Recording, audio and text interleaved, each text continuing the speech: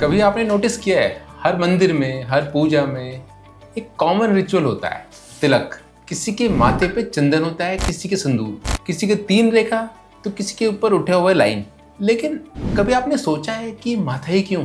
क्यों नहीं हाथ, क्यों नहीं पैर, क्यों नहीं कुछ और? ये माथा ही क्यों? हर धर्म में, हर गुरु, हर परंपराओं ने ये पॉइंट क्यों चूज किया? ये तिलक सिर्फ एक रिलीजियस मार्क ही नहीं होता है, ये कोड है, एक रिमाइंडर, एक कनेक्टर है जो हमारे कॉन्शियस और डिवाइन एनर्जी के बीच का ब्रिज है। शास्त्रों में भी लिखा है कि भगवान विष्णु का आसन हमारे अजना चक्रा, जो हमारा आई चक्रा यहाँ होता है। इसी वजह से तिलक यहीं लगाया जाता है जहां माइंड, एनर्जी और इंट्यूशन मिलते हैं। साइंस में भी स्पॉट को पीनल ग्लैंड एरिया बोलते हैं, जो आपको फोकस देता है, आपके कामनेस को कंट्रोल करता है। यानी तिलक लगाने का जो मतलब सिर्फ भक्ति नहीं, एक न्यूरोलॉजिकल एक्टिवेशन भी होता है। और सनातन परंपरा में भी तिलक के अनेक रूप हैं, जैसे त्रिपुंद्रा, शिव भक्तों का सिंबल जो 3 रेखाओं से बनता है। ब्रह्मा विष्णु महेश का संगम और बीच में एक बिंदी, शक्ति, जगत की प्रथम ऊर्जा। ऊर्ध्वपुंद्रा, विश्व भक्तों का तिलक जो ऊपर की तरफ लगता है, जो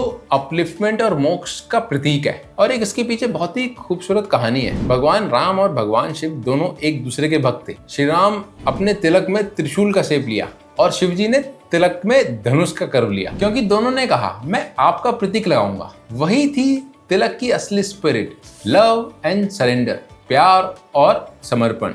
अब अगर आप सोचते हैं कि तिलक सिर्फ रिलीजियस आइडेंटिटी है, तो साइंस कुछ और कहता है। फोरहेड के सेंट्रल पॉइंट पर जब चंदन, भस्म या सिंदूर लगाया जाता है तो वो स्किन के थ्रू हमारे नर्व एंडिंग को एक्टिवेट करता है और इससे हमारा हीट बैलेंस होता है और स्ट्रेस हार्मोन जो कॉर्टिसोल होता है वो रिड्यूस होते हैं। इसीलिए आपने नोटिस किया होगा कि तिलक लगाने के बाद एक कूलनेस, ठंडक सी महसूस होती है। साइकोलॉजिकली भी तिलक एक एंकर का काम करता है। जब कोई आपसे मिलता है तो उनकी नजर सबसे पहले आपके माथे पर पड़ती है और तिलक उन्हें याद दिलाता है कि आपके अंदर कुछ डिवाइन रिप्रेजेंटेशन है। ये छोटी सी लाइन आपके अंदर के फेथ को विजिबल कर देती है। शंकराचार्य कहते हैं tilak is not a decoration, it is a declaration.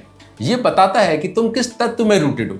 जो त्रिपुंद्र लगाता है वो कहता है मैं समर्पित हूँ, मुझे अपनी ईगो को तोड़ना है। जो ऊर्ध्वपुंद्र लगाता है वो कहता है मैं अपने जीवन को ऊपर उठाना चाहता हूँ। और जो सिंपल चंदन लगाता है वो कहता है मैं शांत रहना चाहता हूँ। हर तिलक एक स्टेटमेंट है, एक संकल्प है, एक संकल्प जो हम अपनी एनर्जी को डायरेक्शन देते हैं। आज के जमाने में हम तिलक को ओल्ड फैशन समझते हैं, लेकिन एंशिएंट भारत में ये हमारी एनर्जी अलाइनमेंट टेक्निक थी। हर संप्रदाय का तिलक एक फ्रीक्वेंसी को रिप्रेजेंट करता है। जिस पैटर्न में वो बनाया जाता है वो आपके नर्वस सिस्टम और चक्रास को ट्यून करता है। जिससे त्रिपुंद्रा के हॉरिजॉन्टल लाइन कामनेस और स्टिलनेस लाते हैं। ऊर्ध्वपुंद्रा का वर्टिकल लाइन ग्रोथ और एलिवेशन लाता है और राउंड बिंदी स्टेबिलिटी, ग्राउंडिंग, स्टिलनेस को रिप्रेजेंट करती है। यानी तिलक एक स्पिरिचुअल सिंबल ही नहीं, एक ह्यूमन टेक्निक है, अपनी फ्रीक्वेंसी अलाइनमेंट के लिए करते हैं। एक और पुरानी कहानी है। महाराज करपत्री जी के शिष्य ने पूछा कि महाराज मैं कौन सा तिलक लगाऊं?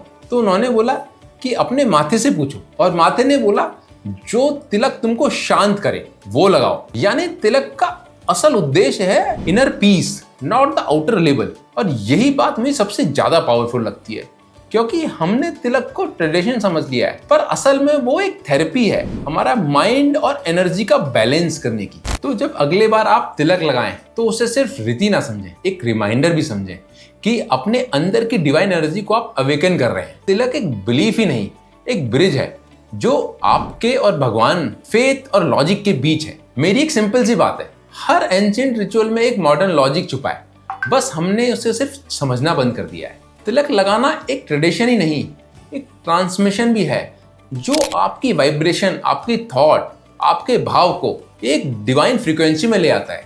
सो अगर नेक्स्ट टाइम कोई बोले कि तिलक सिर्फ एक कस्टम है तो उनसे कहना नहीं, तिलक सिर्फ एक कस्टम ही नहीं है, वो एक कोड है जो इंसान को याद दिलाता है कि भगवान दूर नहीं है, वो आपके अंदर ही है।